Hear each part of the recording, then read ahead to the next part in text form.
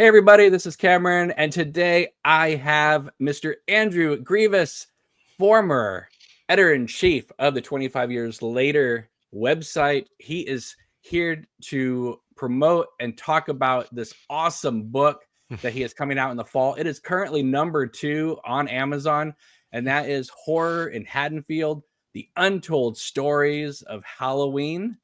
Thank you, Andrew. I really appreciate you coming on here to talk about this book and also the recent Twin Peaks news. Well, I appreciate you having me on, and that was one hell of an intro.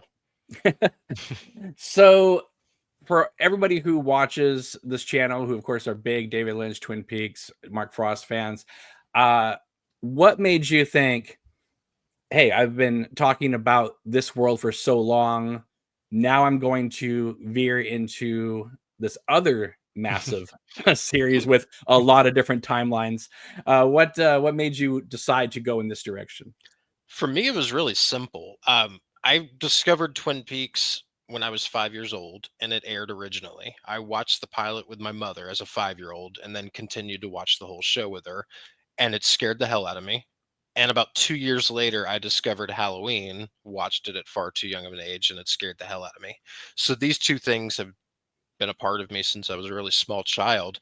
So while I might not have been as open about my Halloween fandom as I was my Twin Peaks fandom, they're the two longest running interests that I have.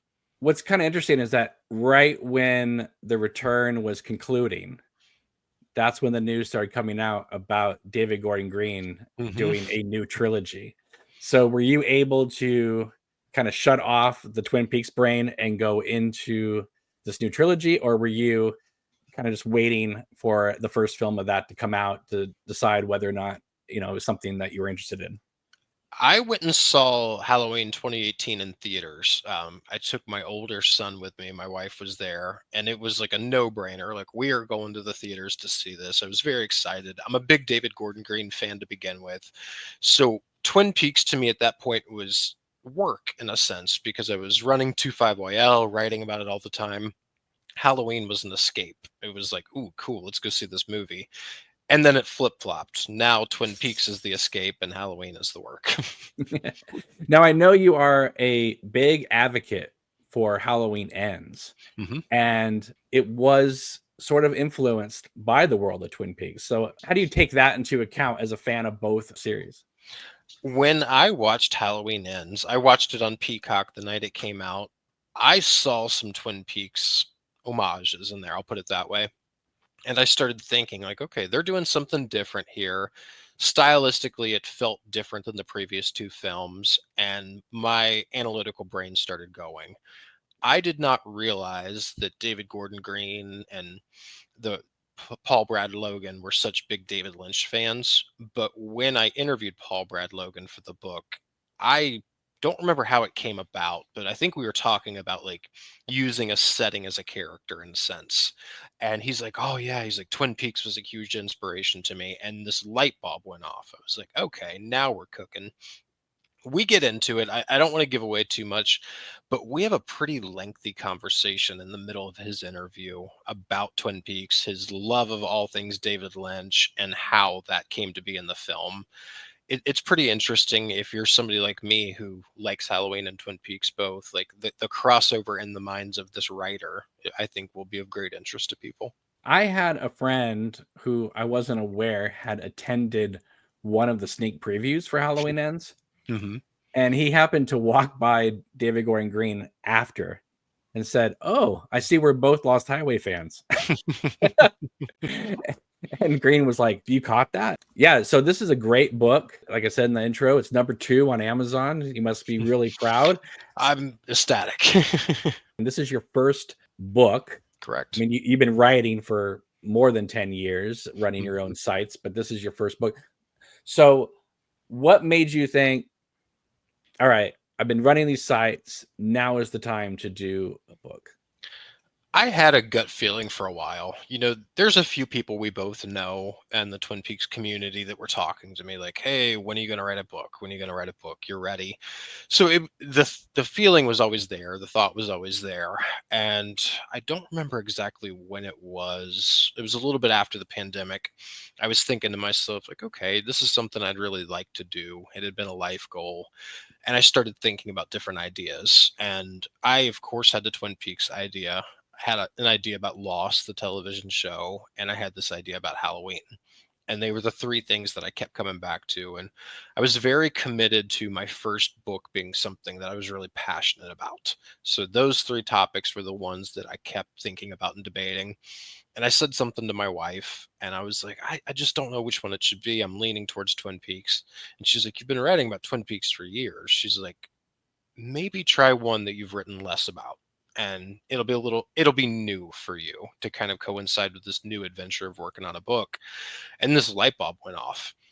It was right at the time that Ends was coming out. I was in negotiations with my publisher, and I was like, it's got to be Halloween. All these creative ideas started coming to me, started thinking about the different topics and different timelines and things that that had been discussed, but not all in one place.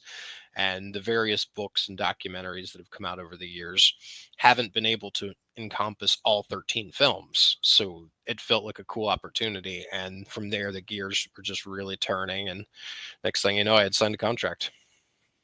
So from inception of an idea to the completion of the manuscript being turned in, what was your timeline? Exactly 2 years. Well, a little under for turning it in, but with editing, 2 years. So that's exactly what you're talking about. You had to be passionate. You can't just put 2 years of your life into something that you're like, eh. It has to be something that you're really invested in. And that with Halloween, I remember posting on social media like, "I'm doing this. I signed a book contract," and I was like, "Now I need to start talking to cast and crew." And with something like Twin Peaks, I have a lot of these cast members' phone numbers, just from my work on 25YL over the years and people that I've interviewed. Halloween was not that way. I did not have these built-in relationships, so I had to work for it. And it was like old school journalism work where I was pounding the pavement, trying to meet people, make connections. And somebody on social media is like, "I know Stacy Nelkin." And I would send them a DM, and I was like, "Can you set this up?" And Stacy Nelkin was the first interview that I did for the book. I had not written anything prior. I was just formulating ideas in my head, and the Stacy Nelkin interview was what officially kicked off work on this book. Well, like I said, this is very exciting.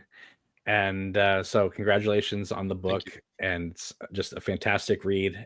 So make sure to order it on Amazon as well as on the Tucker DS Press site. Mhm. You can also, it's the same price, and you can actually help out a smaller publisher going through that site. Yep. If you're international, Amazon's cheaper in terms of the shipping, but if you're in the United States, go through the publisher if you can. All right, so let's talk about some of this other exciting recent news, and that is Mark Frost has been doing a ton of interviews lately, He has. suggesting that he may do another Twin Peaks book in the future. So, you being a huge Twin Peaks fan, me being a huge Twin Peaks fan, my radar went deep. And what did you think of that news when you heard it? I think Mark is in a place where he's very comfortable speaking right now. I imagine it's kind of like when a husband and wife have raised a family and one of the parents passes away and there's just one parent left and they're thinking like, how do we run this family? Like, what does Christmas look like? What are we doing? And Mark's kind of figuring all this out right now. What does Twin Peaks look like with the other creator gone? And he probably feels a little bit of freedom to speak. And I was reading some notes today about things that he was saying about the return, talking about Joan Chen and talking Mhm. about part 18. And I was just like, wow, like this is stuff that we have not heard before coming from Mark. And he's letting his hair down, so to speak. And as a fan, I'm here for it, like tell me as much as you want to tell me. As far as him continuing the work, I'm interested in that. I'm a reader, just as much as I am a television watcher or a film watcher. So if Mark chooses to go down the route of a book, I'll be on my back deck with a nice cup of coffee, book open, and I will be happy as can be. If he chooses to go the television or film route, I'll be happy as well. It's totally up to him. It's his property. And as a fan of his work, I champion whatever he wants to do. It's like I said to John Thorne yesterday, Mark Frost has never just chased the buck. Mm-mm. So if he's going to put something out under the Twin Peaks name, it's something that he 100% wants to put out. Yeah. I mean, what has been said publicly and then what I have figured out through my work is that they absolutely had ideas to continue. Marx said this at this point, they were discussing, they both individually had ideas, and I can't wait to see potentially what those ideas were. Is it something where it's Cooper moving in one direction, or is it bringing it back to the town, or is it the expanded universe? The possibilities are endless. So what have you been thinking of this news that they might publish the unrecorded night scripts? Yeah, I mean, unless Jennifer Lynch wants to direct it, then I'm all for publishing it. There would be something cool about Jennifer choosing to direct it if she wanted to do that, But if not, let's publish it, let's read it. And like I said, I'll be on my back deck, cup of coffee, reading it and smiling the whole time. Exciting news all around. Potential new Twin Peaks on the horizon. Your book coming out this fall. So again, congratulations and thank you so much for coming on and discussing this with me.